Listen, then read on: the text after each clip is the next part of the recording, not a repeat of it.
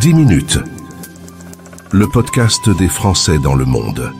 Françaisdanslemonde.fr. Pont entre l'Afrique du Nord-Est et le Moyen-Orient, tout le monde connaît l'Égypte, sa capitale, le Caire, sa devise, la livre égyptienne. On est sur le continent Afrique-Asie, la langue officielle est l'arabe. Et on va en parler, on va même visiter grâce à la radio et grâce à mon invité. Yael Guédi est avec moi. Bonjour Yael. Bonjour Gauthier. On a eu l'occasion sur cette antenne de présenter ton parcours d'expat. Tu as pas mal vadrouillé dans le monde, mais tu as eu un véritable coup de cœur. Tu es installé au bord de la mer Rouge, que tu m'as fait visiter la dernière fois. C'est un endroit qui te plaît bien. Ah oui, tout à fait. J'y suis bien installée. Oui. Aujourd'hui, tu es pas de passage en France au moment où on se parle, dans le Tarn et Garonne. Il te manque pas les pyramides dans le fond du décor? C'est vrai que c'est pas tout à fait la même vue, mais bon, j'ai la vue sur la piscine de ma mère, les arbres aux alentours, ça va. On reste dans la nature. C'est peut-être un peu plus vert que l'Égypte. Oui, complètement. Alors, en parlant de vert, vous êtes avec ton compagnon à la tête d'une agence francophone de voyage solidaire sur mesure. Le côté vert, justement, écologique, c'est une donnée qui est importante pour vous de respecter la planète ? Oui, tout à fait. C'est vrai qu'on essaie de s'éloigner du tourisme de masse. On essaie d'avoir un contact plus familial avec nos prospects. Et justement, le côté sur mesure, c'est de pouvoir offrir des voyages hors catalogue, des voyages qui font découvrir le pays au plus près de la population locale aussi. C'est ce que tu m'as dit. Tu voulais vraiment inclure la population locale dans l'aventure et que ça puisse leur servir, en fait, ne serait-ce qu'économiquement. Tout à fait, voilà. Le but final de notre démarche, c'est de pouvoir aider la population locale par des moyens matériels, on va dire.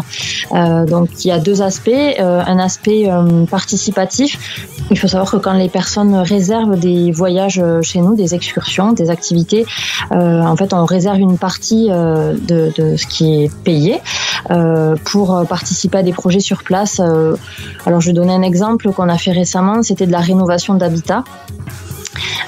Puisque dans les villages les plus reculés, qui sont pas forcément les endroits visités par les touristes, on a des familles nombreuses qui se retrouvent à vivre dans des maisons qui restent vétustes pendant longtemps, parfois par manque de moyens. Et on a aussi un autre aspect en dehors du financier, on va dire, c'est aussi le don. On a un couple qui est venu récemment avec leur fils de 2 ans et demi, qui ont distribué des vêtements. Ils ont généreusement apporté une valise de 20 kilos avec eux. C'est une bonne idée. Donc, ouais. En fait, c'est elle qui a fait la démarche, qui m'a dit on aimerait bien ramener des vêtements, et je lui ai dit c'est parfait, ça rentre tout à fait dans le cadre de ce que nous on souhaite faire pour la population locale. Et donc on a eu un temps d'échange très sympa, on les a amenés nous-mêmes au village. Et donc ils ont pu échanger avec la population locale. Les enfants ont pu se rencontrer aussi les uns les autres. Il y a même des petites amitiés qui se sont nouées. Voilà. Alors l'agence s'appelle Toutankhamon. Vous aviez bu l'apéro avant de trouver le nom de l'agence? Non, pas vraiment. Bon, on voulait faire un jeu de mots. C'est vrai que Toutankhamon est quand même un pharaon emblématique de l'Égypte antique. Et puis, on est aussi anglophone. C'est vrai que One, ça parle aussi à un public anglophone, peut-être. Pour l'instant, on travaille beaucoup avec les touristes français. Mais mon mari, étant égyptien et parlant surtout anglais et arabe, il a cette casquette-là aussi à son actif. Donc on est multilingue et pour nous c'est du tout en un, on va dire. Alors Yael, on va maintenant partir à la rencontre de ce vaste désert, grand pays, beaucoup de sable, des villes qui sont éloignées les unes aux autres et ce fameux Nil qui les réunit tous. J'ai eu l'occasion de remonter le Nil il y a quelques années, comme disait le sketch de La Roque et Palmade. Tu peux monter le Nil, tu peux descendre le Nil. C'est vraiment la voie royale, le Nil? Oui, tout à fait. En fait, c'est ce qu'on recommande aux personnes qui souhaitent en voir un maximum, on va dire, en peu de temps. La formule la plus commune, c'est d'aller soit d'Assouan à Luxor, soit de Luxor à Assouan, puisqu'effectivement, on peut à la fois remonter et descendre le Nil. Et donc voilà, on part sur des croisières de 4 jours, 3 nuits, ou bien 5 jours, 4 nuits, et on peut visiter l'essentiel pour ceux qui sont amoureux de l'Égypte antique, des temples, de la vallée des rois. Alors justement, on va peut-être sortir un peu des sentiers battus. Évidemment, on connaît ces pyramides, on connaît la vallée des rois. Est-ce que tu peux donner à nos auditeurs quelques pépites, des choses qu'on visite peut-être un peu moins? Tu m'as parlé par exemple du temple d'Isis. Oui, tout à fait. Le temple d'Isis ou temple de Philae qui est basé à Assouan, c'est un temple qui est bâti sur l'eau, qui a d'ailleurs même une vue sur l'ancien barrage, puisqu'il y a l'ancien et le nouveau barrage d'Assouan, qui justement qui est un point stratégique pour le Nil. Et ce temple-là, moi j'aime beaucoup l'histoire en fait. Je sais pas si tu connais la légende d'Isis et Osiris. Raconte-moi, Yael. Isis, elle était amoureuse de son frère Osiris. Et Osiris a été découpé en 14 morceaux. Alors, le nombre varie. On n'est pas tous sur la même version, mais en tout cas... C'est déjà pas mal, 14 entre nous. Hein.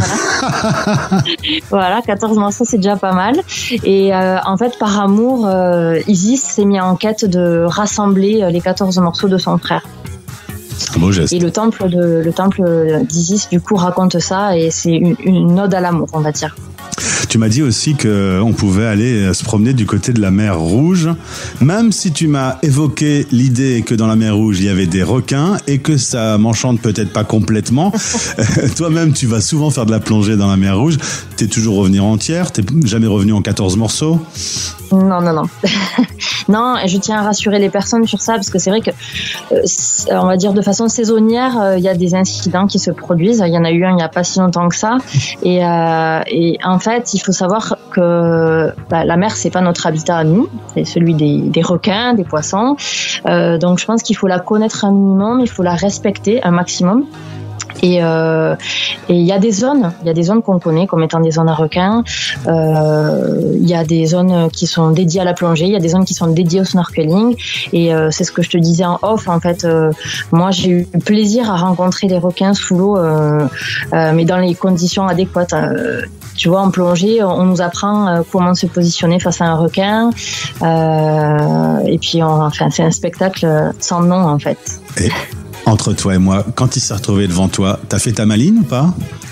Non, pas du tout. Ça doit quand même être un peu impressionnant. J'ai beau être fascinée, j'ai beau être très intéressée par l'animal, on a quand même le cœur qui palpite à fond. J'imagine. Alors, si nos auditeurs ont envie de vivre cette aventure égyptienne, est-ce qu'on peut leur donner des petits conseils pratiques? Je donne toujours des petites infos qui peuvent servir sur les habits, sur les vaccins, et puis on a évoqué tout de suite le grand sujet qu'on ne peut difficilement choper quand on est européen.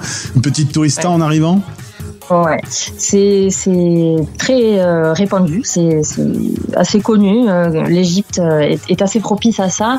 Alors bon, bien sûr, il y a les classiques, ne pas boire l'eau du robinet, toujours boire de l'eau de bouteille avec la bouteille qui est bien fermée auparavant. Même pour le brossage de dents, on va vous dire ça. On va vous dire attention aux crudités. Personnellement, j'ai pas forcément fait attention à tout ça quand je suis arrivée. J'ai pas été malade. Mais ça peut arriver. Alors si jamais ça vous arrive sur place, il y a quelque chose qui est radical. Je ne sais pas si je peux citer une marque de médicaments local. On peut. L'Arcom nous écoute pas tous les jours. D'accord. C'est un petit médicament qui s'appelle Antinal, qui est vendu dans toutes les pharmacies en Égypte, sans ordonnance. Et en fait, c'est vraiment le remède de miracle. Il y a des personnes qui prennent des probiotiques à l'avance, qui se font une petite cure et qui quand même tombent malades. Mais Antinal, c'est assuré. Et côté météo, il faut s'attendre à quoi? Est-ce que les nuits sont fraîches? Ça dépend de la saison. Disons qu'il fait tout le temps beau. J'ai jamais regardé la météo en vivant en Égypte. Je sais qu'il fera soleil tous les jours, ça c'est pas un secret. Bon après ça dépend. Si on monte sur Alexandrie, on peut trouver la pluie parce que quand même Alexandrie on est plus au nord, on est proche de la Méditerranée. Mais sinon les nuits peuvent être fraîches en hiver. L'hiver, on va se dire que ça va de novembre à fin mars, début avril, on va dire. Mais sinon, on peut venir toute l'année, il fait tout le temps beau. Oui, franchement, oui. Est-ce que tu as d'autres conseils à prodiguer à nos auditeurs ? Oui, tout à fait. Des questions administratives pour les formalités. Il faut savoir que le visa se prend à l'arrivée en Égypte, à l'aéroport.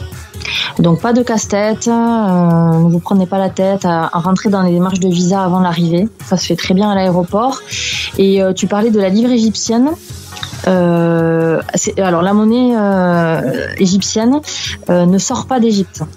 C'est pas possible de sortir la livre égyptienne d'Égypte, donc on ne trouve pas cette monnaie dans les banques étrangères.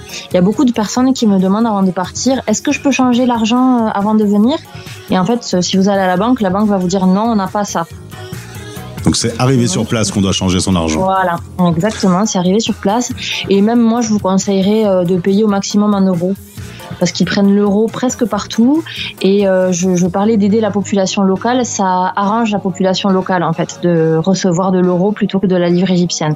Est-ce qu'on paye avec son téléphone, avec sa carte bleue ? Pas à ce point. Avec la carte bleue, oui, mais pas avec le téléphone. Et justement, en parlant de téléphone, maintenant tout le monde est très connecté. Lorsqu'on arrive, on trouve facilement un réseau. Pendant nos balades dans les différents temples, on est connecté ? Oui, tout à fait. On peut rester connecté toute la durée du séjour. Il y a des opérateurs qui sont présents à l'aéroport, qui ont très bien compris le business, comme on dit. Mais c'est pratique. En fait, dès l'arrivée, on peut être joignable. D'ailleurs, moi, souvent, j'ai le cas quand des touristes arrivent, sont à l'aéroport et veulent me confirmer leur arrivée ou bien le transfert aéroport, quoi que ce soit, ils peuvent être joignables de suite. Ça, c'est un point positif quand même. Et Yael, dernière question. Est-ce qu'il y a des choses à ne pas faire, absolument pas faire, des choses qui pourraient être compliquées ? C'est une bonne question. Sincèrement, je ne vois pas. On me pose souvent la question des vêtements, parce que c'est vrai que l'Égypte, c'est un pays à majorité musulmane. Mais je dirais que c'est un pays aussi qui est très habitué à avoir des touristes à longueur d'année. Donc, à moins d'aller dans les villages reculés, justement, où il vaut mieux se couvrir un peu plus, ou bien dans certains petits quartiers du Caire. Mais sinon, franchement, juste ne pas se prendre la tête. Hein. Ça, c'est un bon conseil. Et profiter et en mettre plein les yeux, parce que c'est vrai qu'on se retrouve quand même face à des décors qui sont incroyablement beaux. Hein. Oui, c'est somptueux. Franchement, on se sent tout petit face à certains sites. Je pense notamment à Abou Simbel, au temple de Ramsès II et de Néfertari. Moi, j'ai pris une photo là-bas. Je me vois assez petite, là, comme un petit point rouge devant le temple. Et je me dis, waouh, c'est vraiment immense ce qu'ils ont fait. Est-ce qu'on sait maintenant comment ils ont construit ces pyramides ? Est-ce qu'on ne sait toujours pas ? Est-ce que les archéologues ont trouvé la solution ou on reste bébête devant ces créations ? Ça reste un mystère. Ça reste un mystère. Incroyable. Alors, je suis pas guide égyptologue encore. Ça reste un de mes rêves. J'y réfléchis encore, mais peut-être que d'ici là, on aura percé le mystère des pyramides. Eh ben écoute, en tout cas d'ici là, allez découvrir ce beau pays et entrez en contact avec l'équipe de Yael et Toutankhamon. Le lien est dans ce podcast. Merci pour cette petite balade. J'y étais. Je me suis promené sur le Nil. Merci à toi pour l'invitation, Gauthier. À très vite. Au revoir. À très bientôt. Français